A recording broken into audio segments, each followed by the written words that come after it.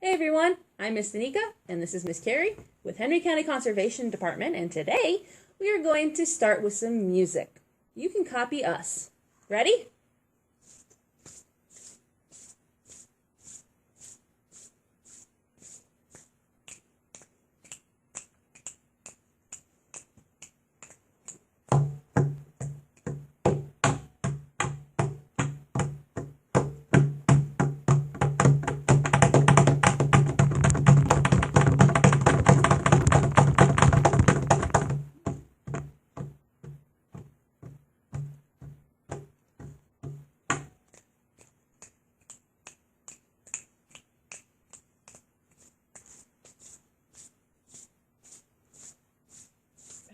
That was so much fun.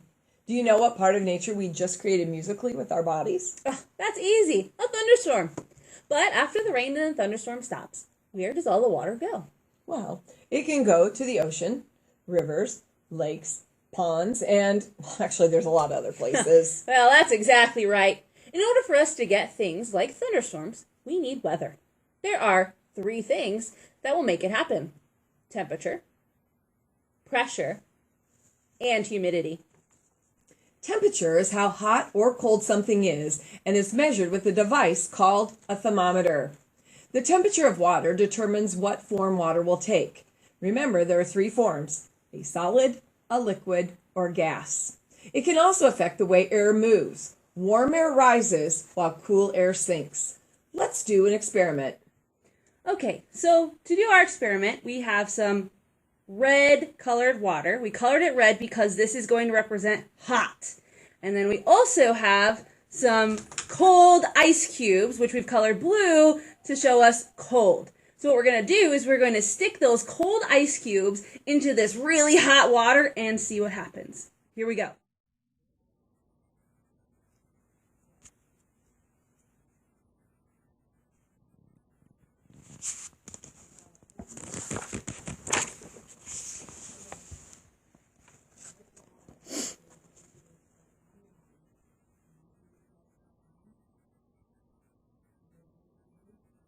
You can very clearly see the cold blue water go directly to the bottom. Pressure is a way of measuring how much force there is on something. For example, if I push my hands together, I'm creating a force. If I push them together hard, I'm creating high pressure. If I push them together just a little, I'm creating only a little bit of pressure. Humidity is how much water is in the air. We notice it a lot in the summer because warm air holds water better than cold air. You know, in the summer when your skin feels all sticky and the air is really heavy, high humidity. Miss Carrie, did you know that there are people out there studying Earth's weather? I sure did. They are called meteorologists. That's right. Have any of you ever wondered how weather gets here? Well, it is brought to us by the wind and clouds as it moves around the earth. Well, Miss Danica, how's wind made? Oh, I'm so glad you asked. Wind is created when warm air rises and expands. Then cooler air comes in to take its place. It then begins to sink. We saw that earlier in our demonstration. As winds mix up in the atmosphere, they pick up moisture and form clouds. Those clouds then move as the winds move. When the wind changes direction, a change in weather is on the way. Exactly. Another way we can predict the weather is to look at the shape of the clouds. A cloud is made up of teeny droplets of water and ice crystals that mix with teeny pieces of dust. The wind is what gives them their shape by evaporating water in some places and adding it in others. Let's go visit our friend Henry to learn more about clouds. Hey, Mom. Have you seen Grandpa? I need to talk to him about my field trip. He's not home, Henry, and you already told him about your field trip tomorrow. Yes, but I needed to ask him about the weather. What if we get a tornado, or a hurricane, or a blizzard? The whole trip could be called off. Now, calm down, Henry. We can listen to the weather report tonight. Tonight? I can't wait that long. Well, maybe you can make a prediction yourself. Think of some of Grandpa's weather sayings, like, keep your eye on the sky. there's a lot of truth in some of that folklore. Okay, I remember a lot of Grandpa's sayings. I can look at the sky on the way to school. Bye, Mom. Bye, Henry. Have a good day. Okay, I've got my eye on the sky, but what am I looking for? All I see are a bunch of clouds. Wait a minute. I'm not just a bunch of clouds. I'm Casey Cumulus, and I can tell you a thing or two about the weather. Really? That's great! You see, I have this field trip tomorrow, and I need to know what the weather will be. So, what can clouds tell me? Well, first of all, you have to learn who's who in the sky. Fluffy clouds like me are called cumulus clouds. Oh, you're easy to recognize. Grandpa calls you fair weather clouds. That's right. I'm usually around on sunny days. You change shapes a lot, too. Sometimes you look like dragons or dinosaurs. Right now, you look like a big cotton ball, and I'd like to jump right into you. You would? Well, come along then. I'll take you for a ride to meet some other kinds of clouds. Okay, here goes. Hey, this cloud isn't fluffy at all. It feels like fog. I guess clouds are just a bunch of water drops. Oh, look. There's another cloud. Hello, Henry. I'm Stella Stratus Cloud. Stratus? Why are you called that? Stratus means layer. We stratus clouds form a thick layer all over the sky. Oh, I've seen you before. You make the whole sky look as if it's covered with a gray blanket. What kind of weather do you bring? Oh, anything from just overcast to drizzle, rain or snow. We're not fair weather clouds like some clouds I know. Bye, Henry. So long, Stella Stratus. Looks as if we're going up higher. And here's another kind of cloud. Hello, I'm Celia Cirrus Cloud. A serious cloud. Not serious, I'm a cirrus. That's Latin for curl. You do look like strands of hair. Are you made of water droplets like other clouds? No, it's so cold up here, we're made of ice crystals. The wind blows us into these long wisps. Some people call us mare's tails. Hey, that reminds me of one of Grandpa's sayings. Mackerel skies and mare's tails make tall ships carry low sails. I can see you're a mare's tail, but what's a mackerel sky? Well, that's another kind of cirrus cloud that looks like the stripes on a mackerel fish. Oh, I get it.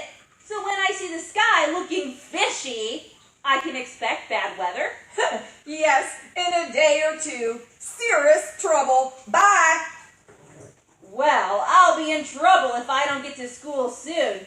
You'd better let me off, Casey. Thanks for the ride. My pleasure. I guess I won't have to worry as long as I only see clouds like you around. Unless you see a cloud like me growing taller and darker. Like this. A thunderhead! Help!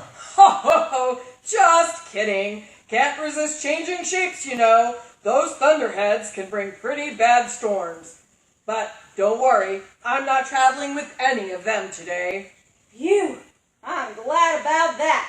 But I do need to travel on. The wind's carrying me off. Goodbye, Henry! Bye, Casey. Thanks for the ride. That's funny. I don't see any wind. Whoa! But I can feel it. Put me down.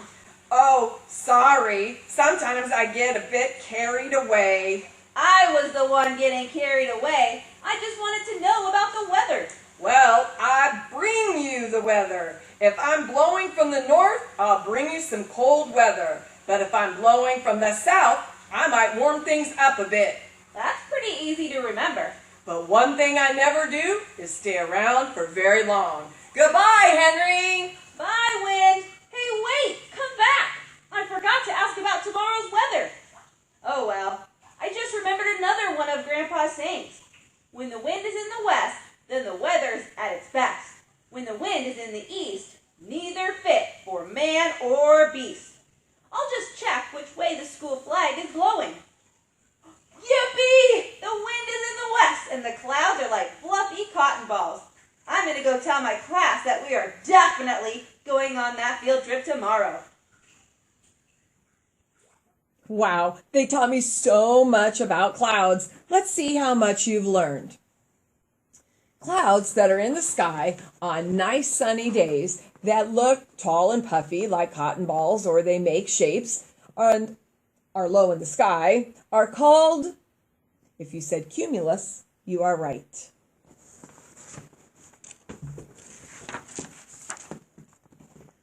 How about this one? It looks sort of stretched out, low in the sky, like a big gray blanket. It might let down a little drizzle, but not much else. It's usually not windy when these are in the sky, and sometimes we say it's overcast or foggy. What kind of cloud is this? If you said stratus, you are right. Now let's try this one. These are the highest clouds in the sky, and they're up there where it is so cold that the winds blow these clouds into long, wispy, hair-like strands. They are made up of ice crystals. When we see these, it means there will be bad weather in a day or two. What kind of cloud is it? If you said cirrus, you are right. Okay, last one. If you see this big, fluffy, dark cloud that towers into the sky, you better take shelter, because it means stormy weather is on the way. What kind of cloud is this one? You said thunderhead, also called a cumulonimbus. You are correct. Nice job. Now that we are cloud experts, let's go outside and see if we can identify some clouds. All right, let's go check out some clouds. In order to do that, we need to use this. This is called our cloud window. What it does is when I flip it around, you can see all these pictures.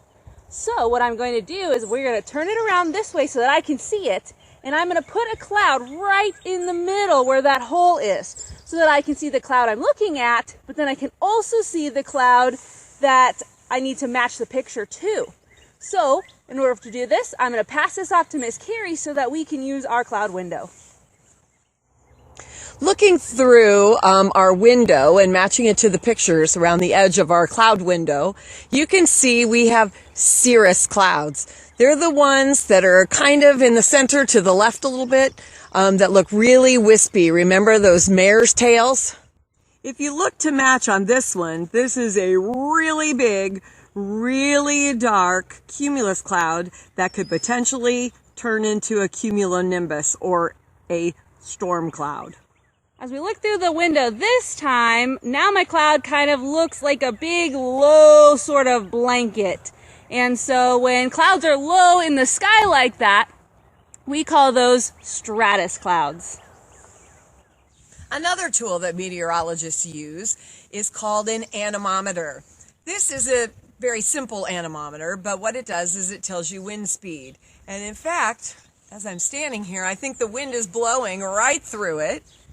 And it tells us that the wind is going about 2. Now we're down to 1.3. Our gust is over. But up, it's picking back up. We got a steady breeze. Here we go, back up. In miles per hour. You see the numbers?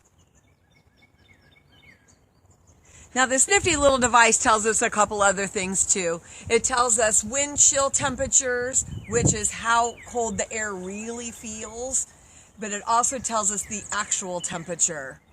So you just click this little button, this mode button, and it tells us your wind speed. It says it's 70 degrees. That's probably a little high because it's been inside, but probably not too far off.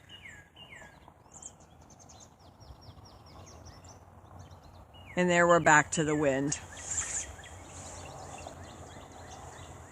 We gotta wait for another gust.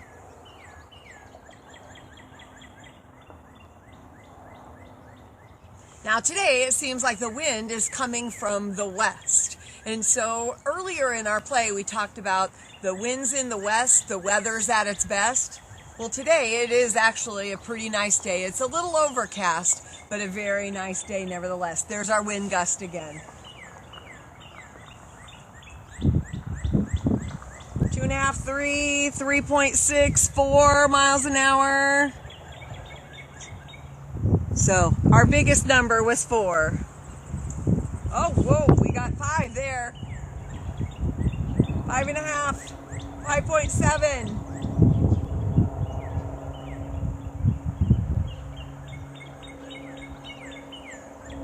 And there we go.